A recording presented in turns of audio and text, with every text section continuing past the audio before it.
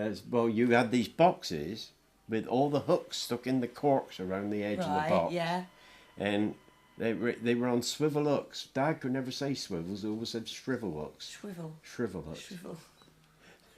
And we'd have about 4,000 or 5,000 hooks in 2 or 3 different crates. And he would get, squid was always better bait than pilchards. Pilchards would wash off pretty quick. It's all right, but not so good squid. So we go out we finish work, say 5:30. Your mum would bring down a tin of food for me, our fishing tin, and Dad would have his as well. And we'd go out fishing together. And we'd go out, he'd bait up on the way out, all these hooks, and we'd find the spot. He knew where to go. I didn't have a clue, but he would know where to go. And then we'd have a hurricane lamp that he'd tie, light the hurricane lamp, and tie the lamp on the dan, put the dan out with the end of the line, long line on them, end of the boulder, and then we go, whichever way the tide was running, you'd either go up channel or down channel. Go with it, yeah. But you have to keep the line taut. So you go with the tide, and he would throw it out because he was more dapple at it than what I was. So we'd throw it out, and we'd go down about, it would stretch about 4 or 5 miles, I suppose. And then at the other end, we would light another oil lamp and tie that on the dam for that end. And we'd go back to where we started so that we could do a bit of handline fishing, waiting for the fish to bite. Oh, right. But And then on you one start occasion... bringing it in at the same time then, the whole line? Yeah, you just start it in from one end and you go along and haul it in as you fishing. And that was what, mackerel? No, conger eels, ray, Oh, right. sandy dogs when you used to get on a sandy patch. And the conger we used to catch used to be black ones because of the pigmentation from the weed. And that went, so if you catch enough sandy dogs and you keep them alive and put them into the conger, they take all the black skin off the conger eels and make them grey. You always got twice as much money for grey conger eels. Silvery grey ones than you would black conger eels are so evil looking that nobody would buy them if they buy them. So the sandy dogs would take that colour sandy off dogs used to strip them off lovely. But when you took a sandy dog off the hook, he'd always put his tail up around. He'd take all the hairs off your skin. All your hair off. Yeah, like nothing. Yeah, off like your arm. sandpaper. Yeah.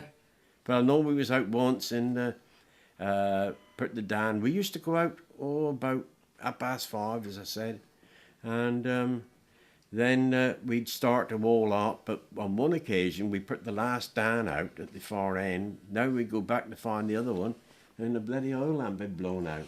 So now we don't know. No GPS, nothing like that. You couldn't see hand in front of your face.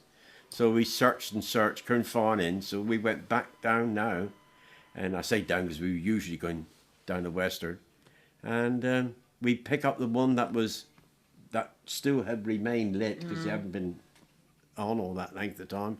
But when you fish from that end, then you're fishing against the tide, which made it awkward to all in, and also that line hadn't been fishing long enough. Oh, right. See, when you started where you started all in, on that end. then you get the fish there all the way through.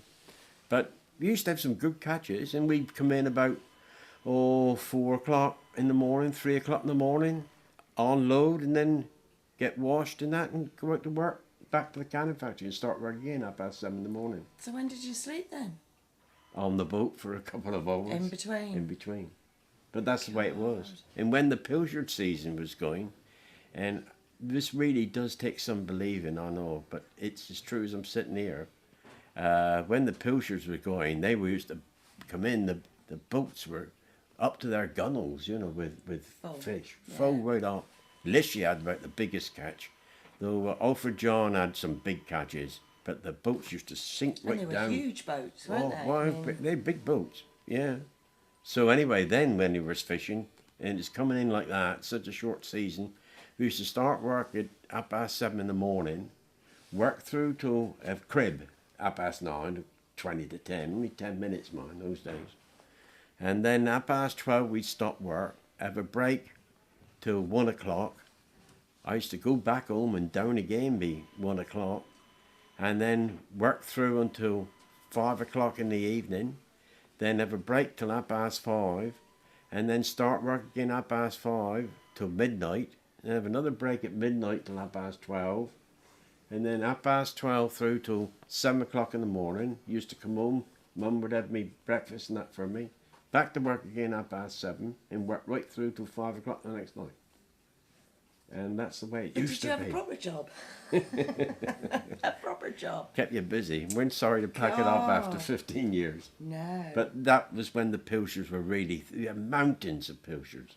And your grandfather used to be putting them in the salt pits and laying them out. Well, I used to be involved with the canning process. So, it wasn't just me, we all did it. Everybody did it. Everybody That's what did everybody's it. role was, I suppose. Yeah, that was the way. That was the way it was.